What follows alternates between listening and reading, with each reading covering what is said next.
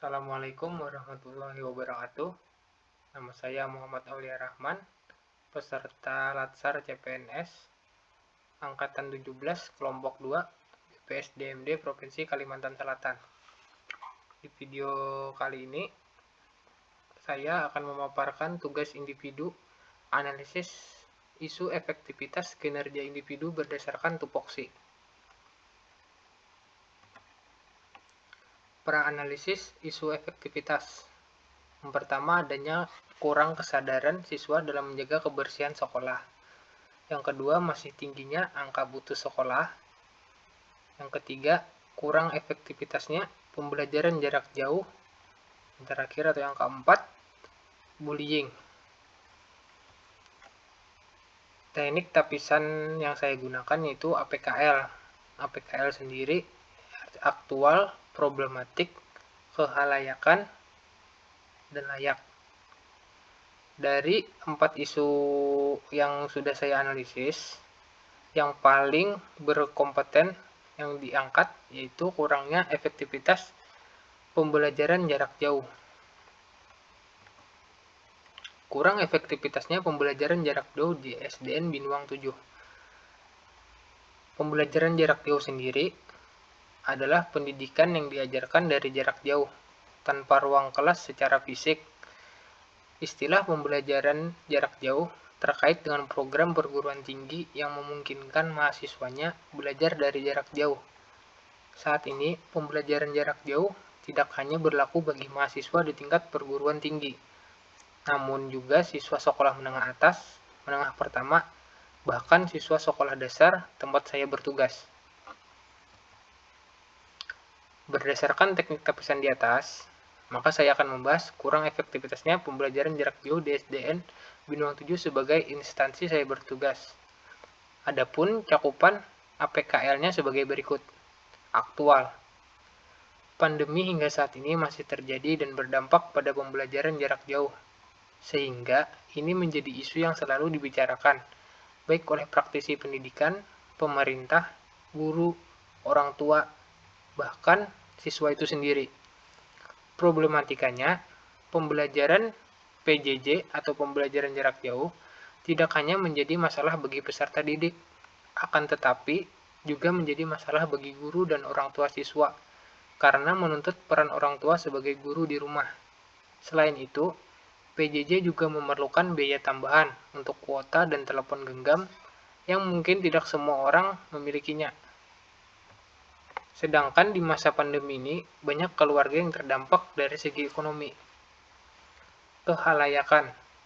Masalah PJJ ini dihadapi dan dirasakan oleh semua lapisan masyarakat dari berbagai tingkat ekonomi dan latar belakang. Layak. Isu kurangnya efektivitas PJJ ini akan berdampak besar pada kualitas pendidikan di Indonesia.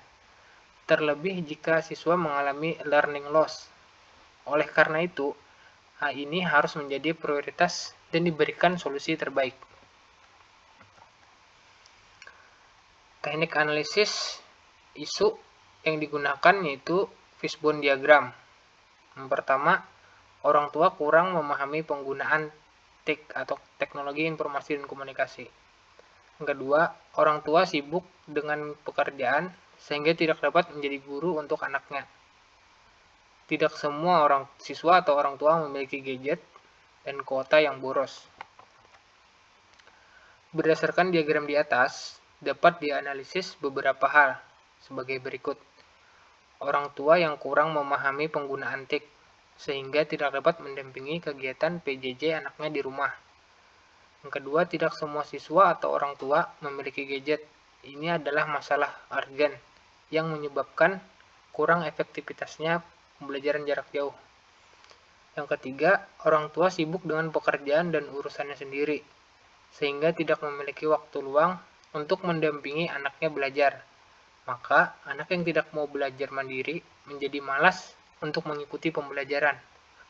Yang keempat, meskipun pemerintah telah memberikan bantuan kuota, namun kuota tersebut cepat habis, sehingga siswa mengaku kehabisan kuota. Hal ini bisa jadi karena kuota yang diberikan tersebut digunakan untuk hal-hal lain selain kegiatan PJJ. Dampak yang timbul bila permasalahan ini tidak diselesaikan. Yang pertama adalah learning loss. Istilah hilangnya minat belajar pada siswa dikarenakan kurangnya intensitas interaksi dengan guru saat proses pembelajaran. Karena saat PJJ ini interaksi guru dengan siswa sangat minim. Yang kedua, ancaman putus sekolah. Risiko putus sekolah dikarenakan anak-anak terpaksa bekerja untuk membantu keuangan keluarga di masa pandemi COVID-19 ini. Yang ketiga, penurunan pencapaian belajar. Perbedaan akses dan kualitas selama pembelajaran jarak jauh ini dapat mengakibatkan kesenjangan capaian belajar, terutama untuk anak-anak dari sosial ekonomi yang berbeda. Pemecahan masalah menggunakan analisis SWOT.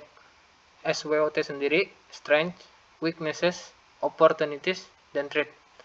Untuk strength atau kekuatan, kebijakan pemerintah dalam menetapkan peraturan PJJ di masa pandemi COVID-19.